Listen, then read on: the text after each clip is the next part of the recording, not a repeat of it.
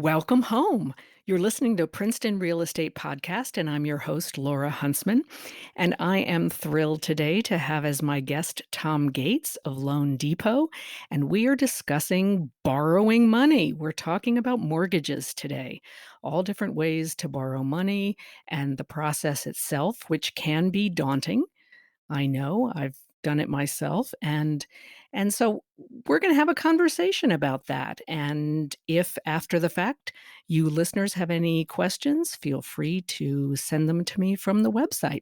So Tom, welcome to the podcast. Well, thank you, Laura Huntsman. This is a pleasure.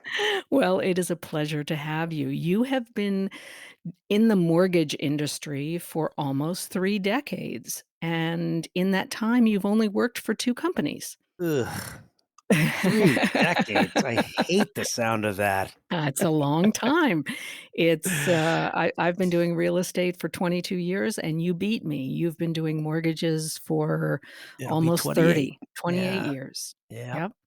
And this reminds me, just to interrupt, of the fun that we had so many years ago when I used to do a radio program. Yes, you did. And you were a guest on my radio program, and we had more fun, We did. and we kept it light, and we kept it chattery, Yep, and, and it was just kind of like click and clack, real estate click. and mortgages.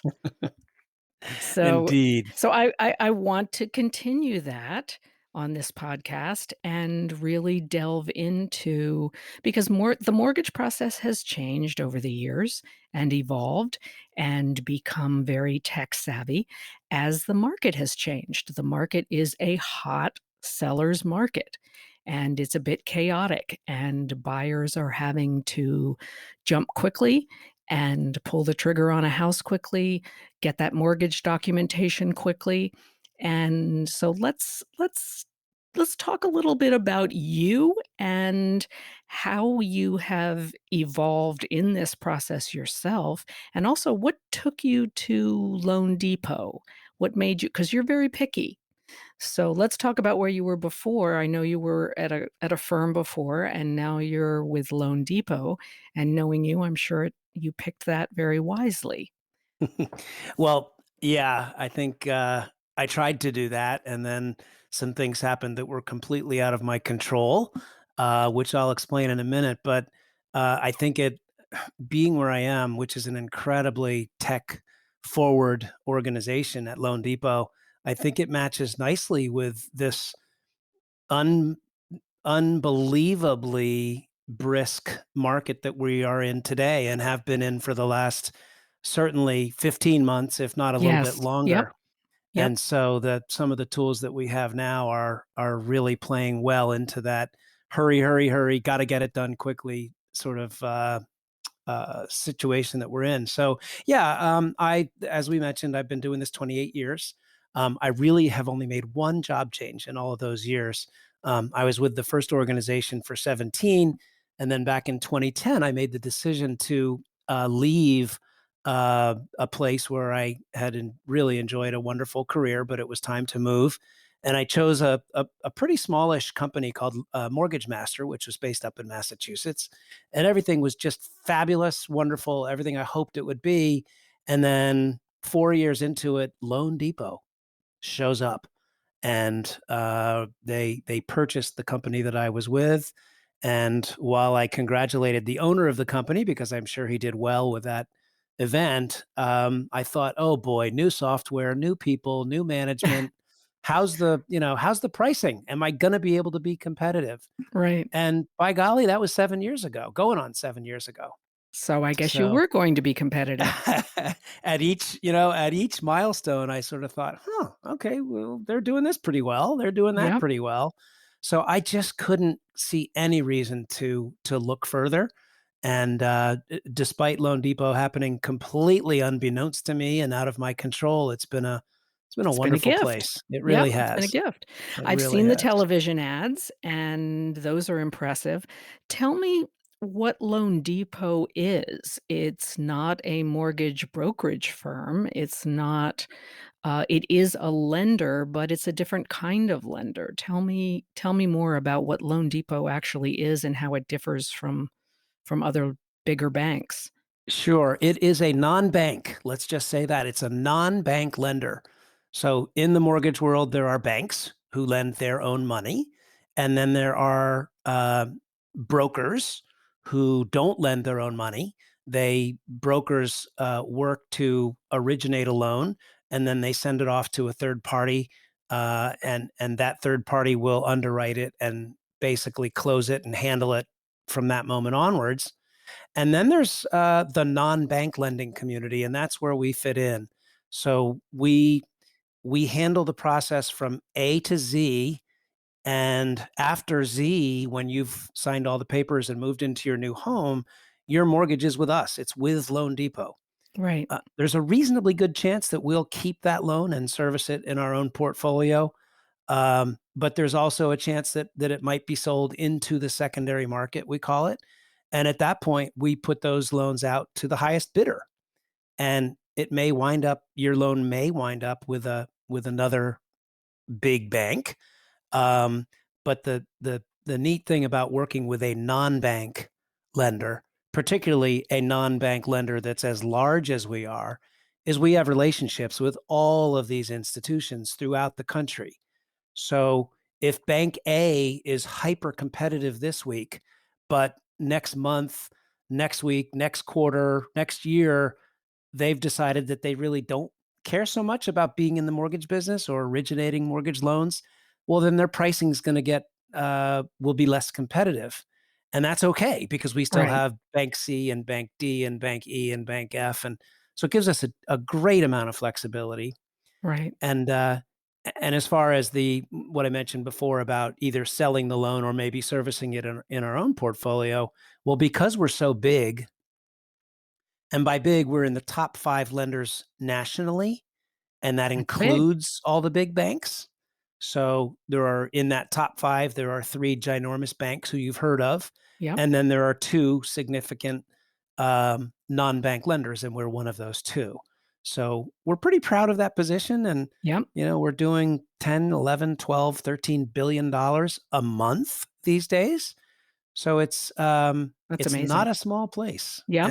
and with that size and with that volume comes some pretty nice benefits, when we're working with our all of our lending partners. So why should I, as a buyer who's looking for a mortgage, why should I choose you and Loan Depot?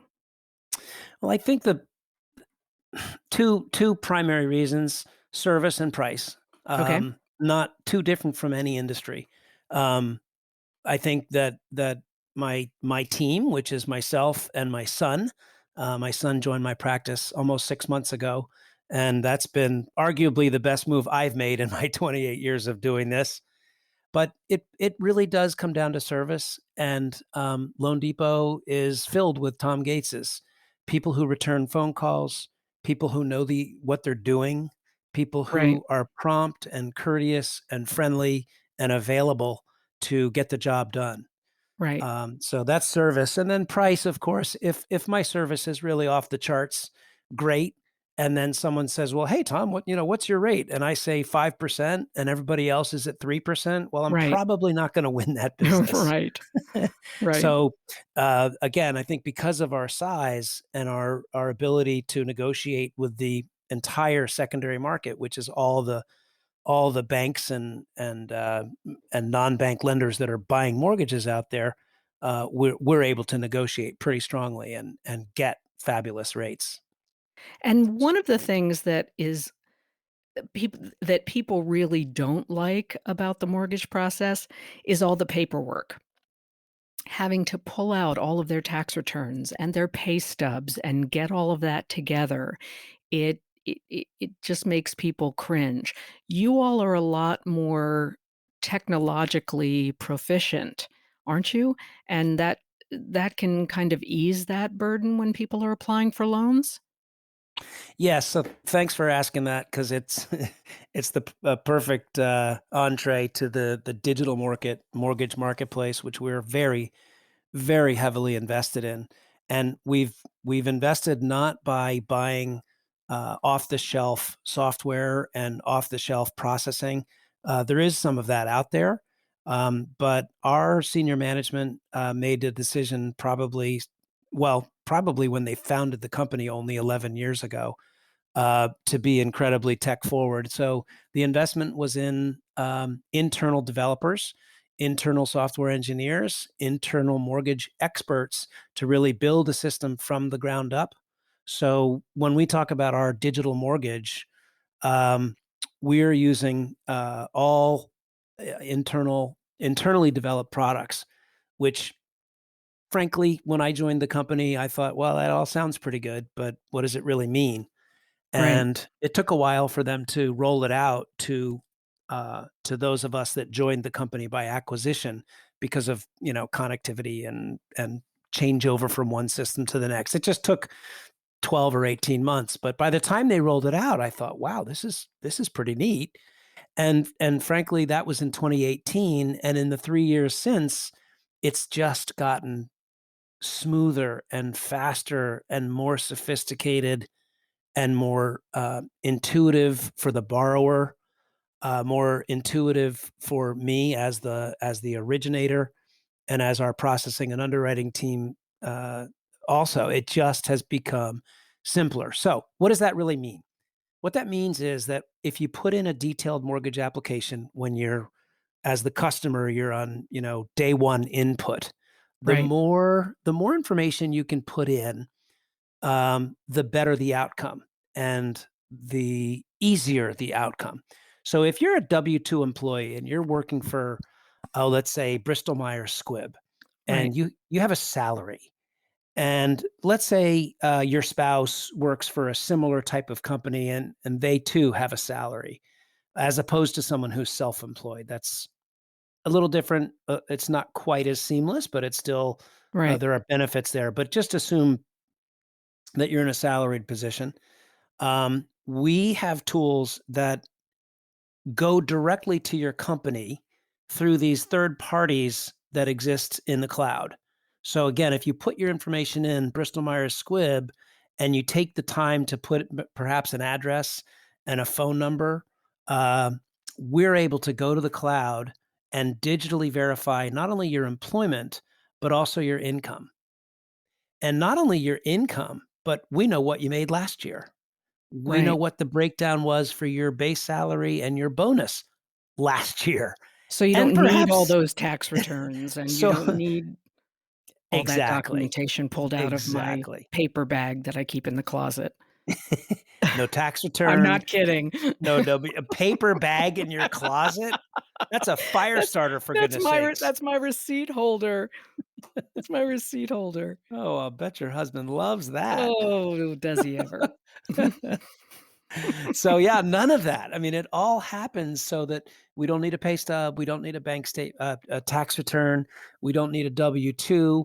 And as far as the bank statement, which I just mentioned by mistake, we don't need those either, generally speaking. So if Right. you put in your information, oh, I have my money at PNC Bank or Wells Fargo or wherever, and you give us your account number, and you do have to give your PIN, right? The dreaded PIN that you put into your ATM.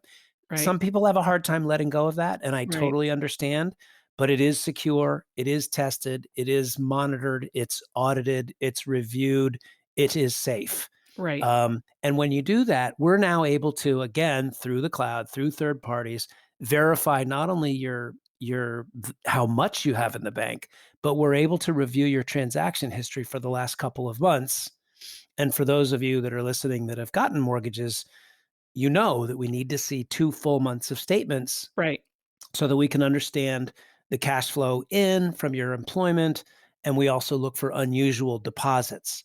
So all of that can come into us digitally, so that at the end of that data input, I will give a client a call and say, "Hey, thanks so much for putting in your application. I see you work at Bristol Myers Squibb. I see you've given us the information from your bank accounts. Thank you very much. Let me run it through my automated underwriting system." And I do that, and it takes about 2 minutes. And then I can come back and say, "Hey, goodness, you're good to go. Go buy a house for $500,000. And by the way, all I need you to do is upload your driver's license." Right. And that's it. Wow. And it's fun to say, but Yeah. I must tell you, it's super fun when I actually do it. And we're Right. doing it all the time now. That's great. Let's talk about that process. Um, when When should a buyer reach out to a lender? Well, I would push that right back to you, my friend, because you're the one probably that gets a lot of inquiries. You get a phone call and they say, "Oh, I want to see this house or that You house," bet. or maybe it's a friend of yours. Like, Yep. what do you say on that first phone call? On that first phone call, I say talk to a lender sooner rather than later because if you are seriously considering buying a house, having that discussion with the lender will definitely give you the parameters, the real parameters in the present day that you can work within. And oftentimes people think they can not afford as much as they can. Sometimes they think they can afford more than they can. And they also don't know the different types of instruments available to them. Hmm. So, having a discussion with a lender and discussing the process, discussing all of their financial information, not even all of it at the outset, but going over that initial financial information and coming out of it knowing what they can afford and what different types of loans are at their disposal is amazing for them and amazing for me because then we can really look in earnest. And also when they find that house, in particularly in this chaotic market, they can pull the trigger. They have you or a lender at their back, and that pre-approval letter can be done instantly, and they're ready to go. If they can't wait till they find the house of their dreams to start talking to lenders. Mm, That's just that's too late, it really is. particularly in this market, it's just too late. Yeah. So there's no such thing as speaking to a lender too early. No, there's not. Um, and whether you're a third time buyer or a first time buyer, it's really never too early. And I so if you are a first time buyer, do listen up because this really matters. And by the way, you may be a first time buyer who thinks that you're not qualified or ready to buy a house for a year or two or three.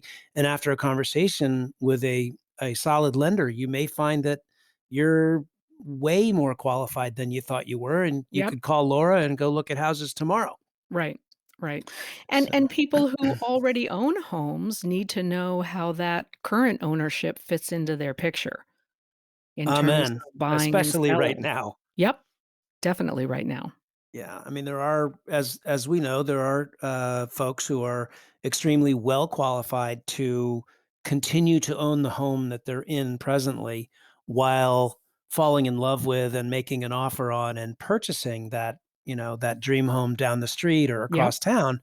But for some, it doesn't quite work that way, and they need to find a way to sell their existing home before they can go buy a new house, and that, yep, of course, um, is possible, and we right, do it all the time. But right. maybe you want to address, Laura, in this environment, what that looks like if you are, say, in the second category where you do have to sell. Well, How do you handle that part of it? And then I maybe I can tell you my part. I've had a number of clients who've been in that situation, and we have been able to orchestrate the sale of their home along with the purchase, and it's been seamless. I've had a number of those quite recently, believe it or not, particularly even in this crazy market. But in some cases, the buying aspect of it, particularly when things are chaotic and you're in bidding wars, uh, it makes it so that you do need to sell your home and either move into some kind of short-term rental or spend a month or 2 at a residence inn or have someplace else you can go. There are, in this area, if some people have shore homes where they can go to the shore and live there for a few months. So it's a puzzle, and the more I know about the situation of each buyer, I can help orchestrate that puzzle and help put those puzzle pieces together so they all work, Mhm. as you do on the mortgage end. And the more you know about the seller as well, uh, Correct. especially if the seller has some flexibility on their timing, Right. While the market may be just white hot and the seller has 5 different offers, it's not unheard of to have a seller accept an offer for someone who has a home to sell, especially if that person that has a home to sell has already listed, already has offers coming in, and already has, an opportunity to just pick and choose a settlement date. So It has to be pretty far down the line, though, because we're talking highly competitive offers, and so having a house sale contingency is still a tough thing to bring into a competitive bidding situation. So being having a place to go, or if from the selling standpoint, if you can list your house for sale and maybe push your buyer out on the closing so that you have a longer opportunity to look for the house to buy, there are ways to adjust the puzzle that way. Mhm. But it is hard to go into a competitive bidding situation with a house sale contingency. Yeah. It Understood. Yeah, I've had a few success stories recently where people were in homes that were very, very marketable, and they did have them not only listed, but they had two or three, multiple offers coming in. So they knew darn well they were going to be able to sell it quickly. Right, And then as soon as they had a signed contract, boom, they had already had their eye on 2 or 3 houses. They made 1 or 2 offers and were able to put it together and then close on their sale literally on one day, one morning, and then have those funds immediately available and, 2 hours later, buy their new house. right, right, right. That's where communication comes in. It is. Let's go back to our talk about the process. Yeah, We've sorry. established that buyers need to talk to a lender sooner rather than later, get their financial ducks in a row, have that lender at their back so they're ready to pull the trigger on their purchase. And once they find that dream house and they are out of attorney review, they need to apply for that loan. So, how does that work? What happens next? Well, if it's someone that I've already been working with through the qualification process, and typically once we talk to somebody about, hey, in the course of conversation, hey, it sounds like you're qualified for a house purchase price of let's just say 400,000. Um, the next step is to have them do a pre-approval where they would go into our digital online application system and put in their application, and I would get back to them. Either my son and partner Ren would get back to them, or I would, to say, yes, this is now. We've gone from, it sounds like you're qualified for a $400,000 purchase, to, hey, you're good to go. So go, feel free to make bids and make it happen. Right, So now we've gotten to the point where there's an accepted offer. At that point, believe it or not, you've done an awful lot of the work, especially if you're one of those clients that falls into the digital verification category. Your application is finished. You don't have to do it again. right, We simply take the file that we've created. And by the way, none of that stuff costs you anything. That pre-qualification discussion, the pre-approval digital verification and approval, that none of it costs anything. When it comes time to actually um, initiate the mortgage, it's really, frankly, from my perspective, a few clicks of the mouse and right. the entering of a property address in a field that previously said TBD. Mhm. So, you type in 123 um, Main Street, and now the bells and whistles go off on my end because we have all kinds of banking and disclosure requirements that have to take place. But at that point, the consumer doesn't really have to do much except for maybe upload some documents if they hadn't previously done so, or if they had previously done so, maybe some of those documents may have expired. Now, just to be clear, if they fell into that digital verification category, they don't have to do any of that. Okay. But if they were a self-employed borrower, or if there were a requirement for tax returns, let's say, some of those, or bank statements, some of those things might have gotten stale because they're only good for about 90 days. So they would have to be refreshed. Other than that, the buyer can focus on home inspections Right. and conversations with their attorney and conversations with their realtor because the mortgage has already kind of been done. Okay. So that's from the consumer's perspective, the borrower's perspective. From our side, we're now taking that information and um, verifying and confirming everything. We're also going to order an appraisal on the property. And I think we will spend some time talking about appraisals, I'm sure. Right. Right. Um, but let's assume for the moment that we need an appraisal. So at that point, we'll order an appraisal. And once well, actually, before the appraisal even comes back, which can take a week, sometimes 2 weeks.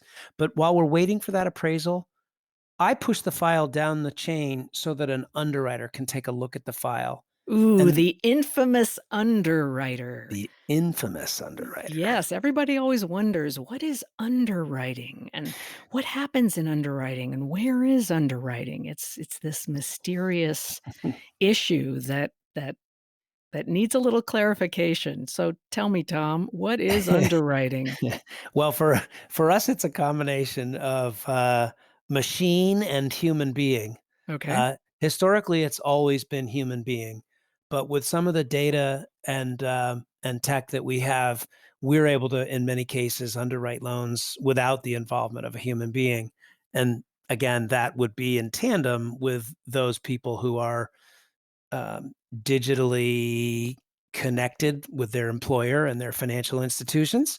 And if they're willing to make that connection, then they're more likely to go the digital underwriting route as opposed to having a human being uh, scrutinize everything with their own pair of eyeballs. Right, But right. basically, that underwriting process, whether it's digital or human, is the yes no. It's the yeah, you're good to buy a house, or oh goodness, sorry about those late car payments you just made, but guess Ooh, what? Your credit score dropped, and you're no longer qualified for this mortgage.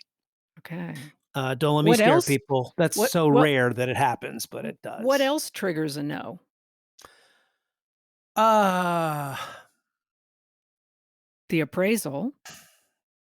Well, the appraisal doesn't usually trigger a no. Sometimes it triggers a headache if someone's buying a house that's really quite beaten up. If we consider that house, that collateral, if you will, to be inhabitable, um, we're going to possibly require that some repairs be made prior to closing. This is extremely rare, but it does happen sometimes where an appraiser might note that the second floor ceiling is soaking wet and it's Oh, dripping. great. and if Should you the be buying that house? if the appraiser has to point it out, you're in trouble for a lot of other reasons. But yeah, if they Yeah. do, an underwriter is going to say, "Well, goodness, look at this picture of the second floor ceiling. It's leaking and the carpet's soaking wet. Oh, I'm going to need to have a roofer inspect this house, and perhaps the seller is going to need to buckle up and make some repairs before we can close on that." So, in that okay. rare circumstance, an appraisal could cause a deal to completely tank. Right, Um, if someone wildly overpays for a property, right? They pay $500,000 for a house that really only appraises for 450. Um, that doesn't happen often, but I will say when it does happen, I usually get a wink and a nod from the buyer as well as from the realtor that says, "Hey, let's do our best here, but we think we paid over value for this house, but we don't really care. We want it. We right, really want it." And so in that circumstance, it's nice because as a team, we've discussed it in advance. There's no surprises. The appraisal then does come in a bit low, and then the conversation ensues where, let's say, we were going to lend 80% of the purchase price of 500,000. So that's a loan of 400,000. right, Well, if the appraisal only comes in at 450, we can only lend up to a percentage. Doesn't always have to be 80. It could be 85. It could be 95%. With an FHA loan, it could be 96.5%. So whatever the number is, let's just use this example of 80. Now we're talking about lending only 360,000. because the buyer wishes to have 20% equity, and we have to go by the lesser of sale price or appraised value. Mm, So we push our loan amount down to 360. Buyer says, I don't care. As I told you before, we knew it was going to appraise low. We really want this house. So now, if they've still agreed to stay at that $500,000 sale price, they're going to have to put down their 20% of the 500, plus they're going to have to make up the difference between the 360 loan and the originally hoped for $400,000 loan. yeah, So that's for the buyer that has lots of money and says in advance, "Oh, I don't care. It's fine. Whatever it appraises for, I'm going to buy it." Others don't have that luxury. right, So if there is a low appraisal and they simply don't have the money, that could derail a transaction. right. What are you noticing in terms of appraisals? Are they coming in at the purchase price, or higher or lower? Um, have one going on right now up in Essex County for the appraisal came in about $175,000 over what they paid for the house. Wow, So they were that's kind they were that's pretty happy odd in buyers. this market. Yes, Uh, yes, the and seller didn't care so much. 6 months ago, we were having difficulty because the data had not caught up to the actual sales data had not caught up to where prices were going, and so there weren't enough comparables for appraisers to be able to pull out houses that were showing those high sale prices yet. Now, I think we've caught up, and I'm not noticing appraisals being an issue. As you know, in my last podcast, I spoke to Beth Ogilvy, and we talked about at length about appraisals, and appraisals seem to have caught up to the sales data. So we're not having nearly as many issues with appraisals coming in lower than the purchase price Mhm. and having a buyer seller issue with that differential. But, um, but we were Yeah. before to some extent. I would agree with your description there. I think 6, 9 months ago, there were some appraisers who just couldn't find the information out there to support some of the prices that people were paying, and in many cases, they were paying it sight unseen. Just Right. having their mother-in-law take a look at the house with a video camera, FaceTime. Mhm. Yes, I love it. I'll take it. Right, right. Bid whatever they need. And that's Um, still happening. and it is still happening. You're absolutely right. But I think the words "caught up" are pretty accurate. I've had very few issues with appraisals of late. More and more, we're seeing transactions where an appraisal isn't even required, which is again, speaks to the digital nature and all of the data that resides out there in the cloud from all these transactions and all these appraisals over all these past decade or two. There's just so much information out there now that a lot of, particularly the agencies, Fannie Mae and Freddie Mac, are, if the loan to value is low enough and the value of the transaction is reasonable enough, and the credit score is high enough, we're seeing many more transactions that don't require an appraisal at all. Now, how long should a buyer expect it to take from the moment they put in their formal application with you to closing date? How long is that taking? I know you're deluged with applications for all sorts of loans. So, how long does it take to typically process the a home closing? Mm. What do you need? Well, let's say someone needs to close in 30 days. Can they Yes. do that? What else do you need? Um, well, how long is their rate locked Yeah. in So case they need to push it out? I'm being a wise guy, but as you well know, Laura, this every buyer's different, every seller's different, every attorney's different, every title company's different, and every situation is different. Right. And particularly now with it being so competitive, what we're seeing more and more of is where people are sensing not sensing, but learning that maybe the property that they're buying is empty. Um, and sort of coupling that with, gee, I'm renting right now and I'm on a month to month lease. I don't care if I close in 2 weeks or 2 months or, 4 months. And using that intel to fashion an offer that gives them the best chance of getting the house. So if I have the luxury of knowing this borrower quite well up front, there may be a circumstance where we will say you can close in 3 weeks. Wow. You could even close in maybe a touch less than that, depending on the appraisal needs. So my answer to the question, sort of tongue in cheek, was, "What do you need?" Right. And but it's really true. There are situations where I've been asked. Gosh, I've probably been asked 4 or 5 times in the last 30 days. Can we close in 30 days? And I've said in each circumstance, yes, we can.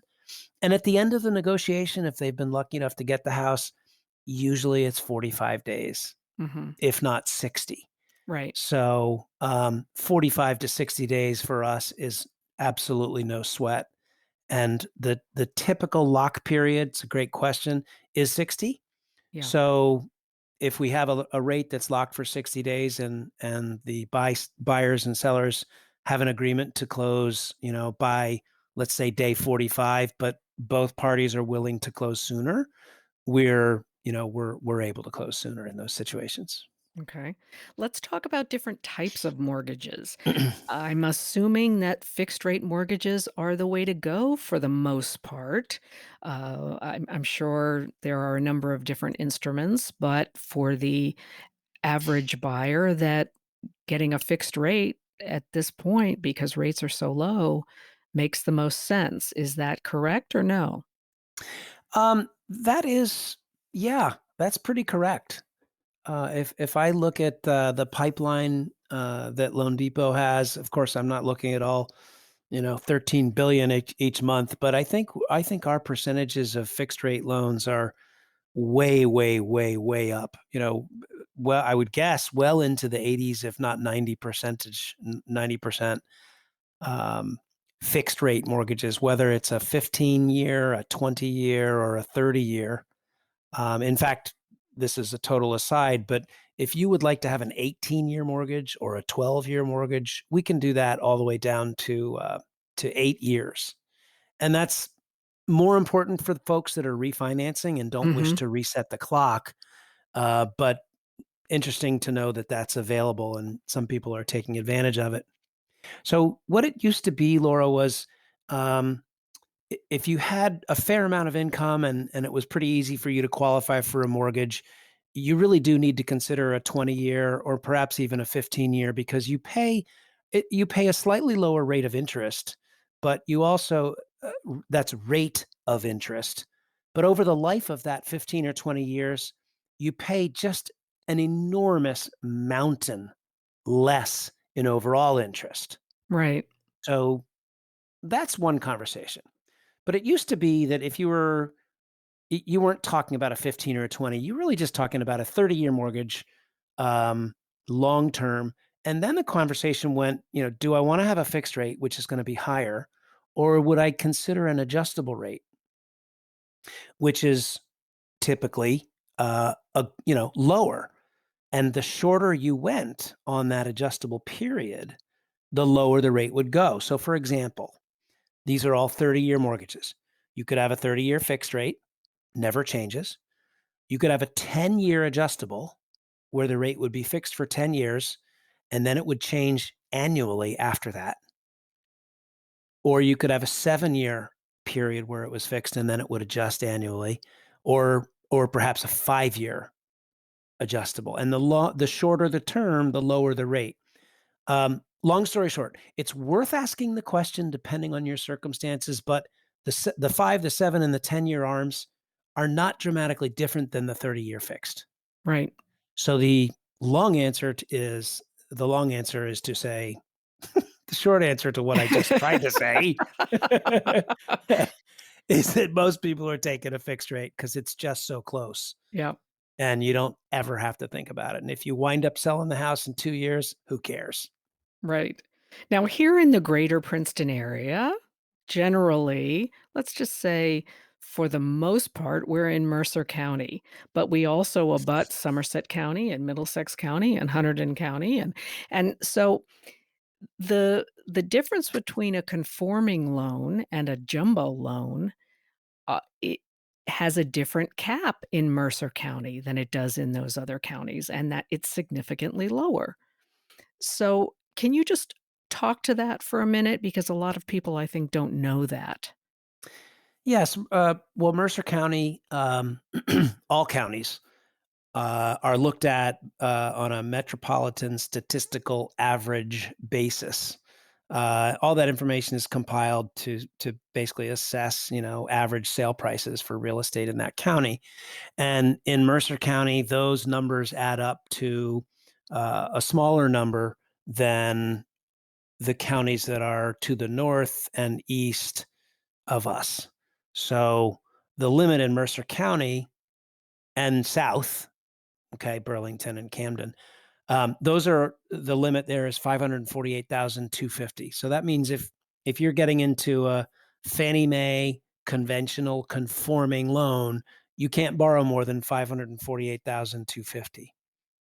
In the surrounding counties to the north and the east, so Monmouth, Ocean, Middlesex, Hunterdon, Somerset, and then on really through all of the rest of northern New Jersey, the limit is 822,000. That's a big difference. It's a big difference. It's actually one and a half times what the Fannie limit is here in Mercer County. And by the way, the Fannie limit in Mercer is the um, maximum, excuse me, it's the minimum Fannie limit throughout the entire country. So Wow, if you're out in, I'm making this up now, but if you're out in Kansas, I would suspect that you're probably going to be limited to 548, 250. I don't think they unbelievable. have a lot of high balance Yeah. counties there. So because of the demand for larger mortgages in some of these higher income, higher property value counties, Fannie Mae has tried to make it a little bit easier by expanding that loan limit in those counties. So, but do not be dismayed if you're listening to this and you say, "Well, gee gosh, I'm going to be borrowing 700,000 and I want to buy in Mercer County." Right. That's okay. It just means that rather than having a Fannie Mae conventional conforming loan, you're going to be talking to your lender about a jumbo loan. And what's the difference? The difference is that the jumbo loans sort of are, they have their own rules depending on where that loan will ultimately reside. So if a Loan Depot, in order to be competitive, is looking at, let's just say, 10 different lenders that provide jumbo mortgages, I'm going to look at those 10 and try to pick the one or two that have the best rate. Because at the Right. end of the day, that's really what my client cares most about. So if I pick, say, two that have really fabulous rates, and I know the client's going to love that, my brain is working overdrive in the background saying, okay, what are the rules that this lender has? How do they underwrite? What are their loan to value limits? What are their credit score minimums? Um, what is that jumbo lender going to require in reserves? Reserves being money in the bank after you've paid your closing costs, after you've paid your down payment. Are you flat broke? Well, forget it. It's not going to work with bank A. I got to go to bank B. Right. So all of those things vary from place to place to place to place. So that's where you need to have a real expert who understands that subtlety and isn't going to just say, "Oh, look, I can get you 3%," and have the client get all excited, and then 2 weeks later the phone call says, "Oh gosh, you don't have enough reserves. We can't do that for you. Your rate's actually 4%." Now So does that make sense? it does, it does. There used to be a big difference too in rates between a conforming and a jumbo. It doesn't seem that that difference is as drastic, and sometimes jumbos were and conforming loans seem to be at the same rate. Uh, Yes. so it but it was off-putting if you were looking at borrowing 700,000 in Mercer County and having to pay the rate of a jumbo as opposed to being able to pay a conforming loan rate. Uh, am I correct about that? Yes, I think that's a function of supply and demand. We're getting a little out of my pay grade with this conversation, but I think the lenders that are still playing in the jumbo space do have an appetite for getting those loans into their portfolio, and I think that in many ways they realized that their appetite was not going to be satiated if they were priced dramatically higher than Fannie Mae, particularly in areas where there were higher balance counties that they may have been competing against. So I think as it's gotten more competitive, the jumbo market has responded to try to be very, very close. So in many cases, it's an eighth of a percent higher. In many cases, it's not even any higher. It's the Yeah. same. Where do you see rates going? I know you don't have a crystal ball, just like when I get asked the question, "Where do you see the real estate market going?" I don't have a crystal ball, but you've been watching the patterns in the last year or so, and you're very savvy at being able to look at the economy and sort of see where you think where you can give a guesstimate of what will happen to rates in the next year or 2. Mm. If I had a nickel for every time. Somebody said that to you. Hey, Nate. Nate, are you listening? Can you answer this one, please? Nate is the man behind the curtain who is handling this podcast. So thank you, Nate, for your hard work. Yes, yes, from both of us. So um, so what do I, you see? What do you see coming down the pike there, Tom? well, I have 28 years of perspective, and rates are just unbelievably low today. They were even lower 6 months ago. So gosh, but they've been in this range in which we're trading now. Let's call it 2.5 to 3.5% for 15 years through 30 years, and of course that's all subject to credit score and loan to value and all those other things. But let's just say we've been in that 2.5 to 3.5 range now for goodness 6, 7, 8, 9 years, just a long, long time. Right. We haven't seen any of those crazy spikes where rates moved up to 5% and stayed there for 6 months or a year. We've just really been quite low. So trying to guess the market and time the market for a real estate transaction is a bad idea. Yes. Um, but I still haven't given you my opinion. And my opinion is that I think we may see a little bit of upward pressure on rates um, for the next few months here, but I don't see it going to 4%. Okay. I see just a little bit of upward pressure, and based upon some of the economic news coming in, we may see little tiny spiky periods of a week or 2 or 3 where maybe rates go up by an eighth or a quarter, and then perhaps they might moderate back down again. I do think that, once, inflation kicks in, a lot of economists think that we're staring down the barrel of some heavier inflation in the months and years to come. And I think when that happens, there'll be even more reason for rates to stay low as a stimulus to keep the economy moving and keep the real estate market moving. Good answer. I'll take it. Tell That tell and $1.50. will get me a bad cup of coffee. Um, so let's talk a little bit about credit, the tiers that exist in the mortgage market for credit score, because everyone wonders where their credit score stands in terms of getting a mortgage. Can you talk a little bit about where those different tiers get cut off in number? Sure. If you My understanding is that credit kind of works in 20-point increments. So, um, 700 to 720, 720 to 740, 740 to 760, et cetera. If you're score is 740 or better, you're really entitled to and will be quoted the best rates that are available pretty much. There are Okay. some circumstances where maybe having a 790 score might you might do a little bit better than if you have a 740 score, um, particularly on the jumbo market. But really, if you're at 740 or better, you're in great shape.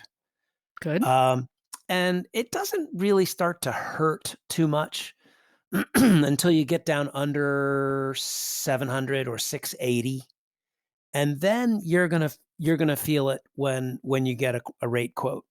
Um, and a lot of people will say, "Gosh, well, what would my rate quote be if my score was 740?" Right. And I'll tell them because it's a pretty easy data point to get by just changing a couple of fields on a screen. But I'm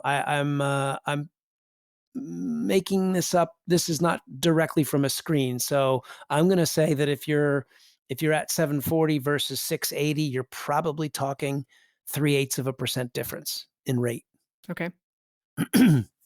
And And for those that may be first time buyers with very little money and perhaps credit scores that they wish were better, the FHA product is a fabulous mortgage product. It's backed by the Federal Housing Administration. It requires 3.5% down. So if you're buying a home for $400,000, you can take out a mortgage of 386,000. So that's amazing. Yeah. yeah, you don't have to have 20% down to buy a house. You truly don't. The other interesting thing about the FHA loan is, in addition to the small down payment, um, you you can have credit scores that are quite low, even down as low as 580, which is if you're treading in the 580 range, you need to get a little bit more organized and make sure you're paying your bills on time and clean up those derogatory accounts and those collection accounts. But if you are in that category, it doesn't mean that you cannot get a mortgage. Right. And the FHA loans, unlike Fannie and Freddie loans, if you do have a much, much, much lower score, yes, your rate will be worse, but it won't be as exponentially worse as it would be with a conventional loan. Okay. Good information.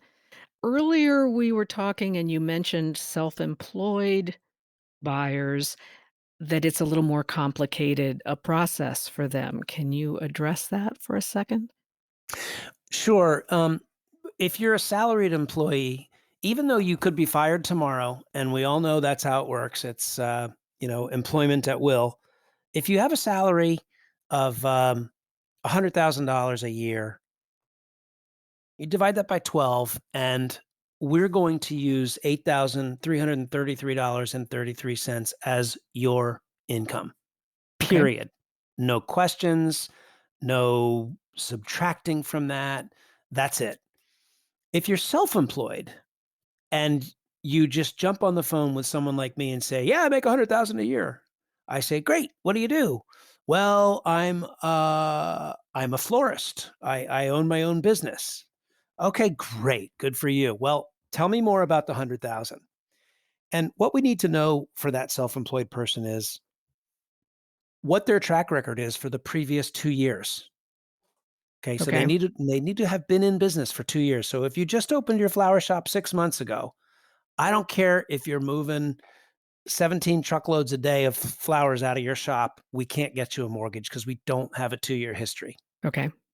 So we look back at 2 years of not only income, but also expenses, and whatever that adjusted number is, so income less expenses before tax, that's your number. So we look at that number for 2019.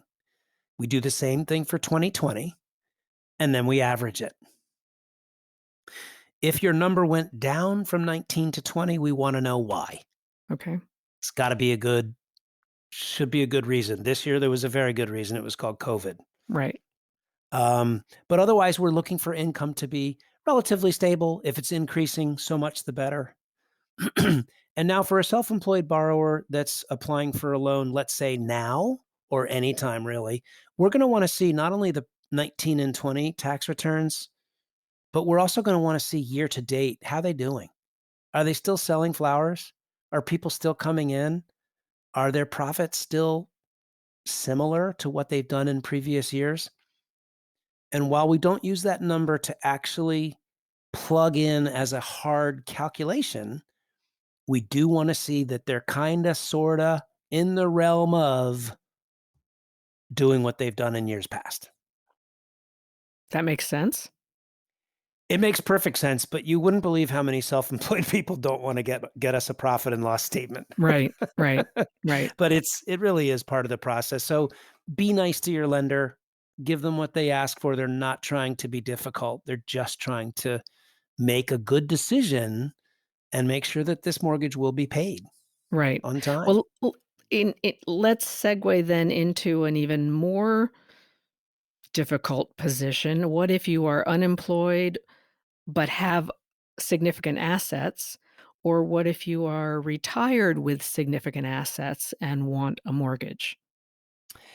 Uh, Great question. And a lot of people just don't think about this. But when you're retired, or if you've chosen an early retirement, um, chances are you didn't make that decision lightly, and that you knew you had something to keep you afloat until you're called home. And that, we can look at that the same way. So we will analyze information for a retired person much the same way we would analyze it for a self-employed person. What is the cash flow for your, how do you survive? And in many cases, it's a social security income. Of course, in fewer and fewer cases, there's actually pension income. That's a Right. kind of a thing of the past, but Yep. we do see a lot of retired people now in their 70s and 80s, and I've done lots of loans for people in those categories. We look at their pension. That counts as monthly income. And then as far as assets, because let's face it, a lot of people retire because they got a bunch of money in the bank. Those assets are going to stimulate income, and it may be coming in the form of interest. It may be coming in the form of dividends, and it may be coming in the form of capital gains when people are buying and selling securities.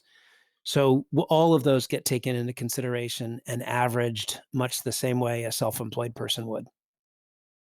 So a little more paperwork, but Yep. Yep. absolutely doable. But doable, and that's what's important is that it's doable. Yep.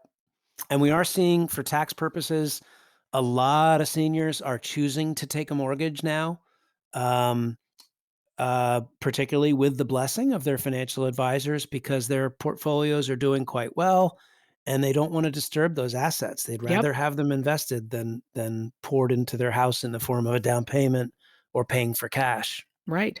Right. In fact, Laura, you've seen buyers that that go under contract as a cash buyer, but Mhm. then they get a mortgage anyway. Am I right? Correct. Correct. Correct. Now I have seen buyers also that are true cash buyers. They really don't want a mortgage, and that always baffles me a bit, but they are mortgage averse, and so they wanna pay cash for that house. But with mortgage rates so low, this is a great time to take advantage of the mortgage market. It really is. Money is cheap right now, so borrow it. Money is dirt cheap. So, Tom, I want to thank you for being on my podcast and for answering a slew of questions about borrowing money and mortgages, and it's been fun, and I hope we can touch base again and do a check-in to see where rates are and to see how the market has changed in a while. Well, I you are among the very, very best real estate agents I've ever worked with, and it is always a pleasure to chat with you and to collaborate with you and to help people into wonderful new homes, and I would be glad to be your partner on a That's podcast very sweet. anytime. Thank you Thank you. so That's so much. sweet. So, any of you who are listening, if you would like to reach Tom Gates at Loan Depot, his information is on the website, And please feel free to reach out to him with questions. And Tom is a guy who gives no pressure. So he's great at answering any and all questions that you have, doing it quickly and not putting the pressure on you. So please reach out to him for any mortgage questions, loan questions, refinance questions, HELOCs, all those good things. And Tom, thanks so much. Thank you, Laura. And I can't wait to chat again. Look forward to it. Thanks so much. Okay. Bye. Bye, everybody. Thank you for joining us for this episode of the Princeton Real Estate Podcast with Laura Huntsman. Our podcasts are produced by HG Media and can be heard on Apple Podcasts, Spotify, Google Podcasts, Stitcher, or wherever you listen to podcasts.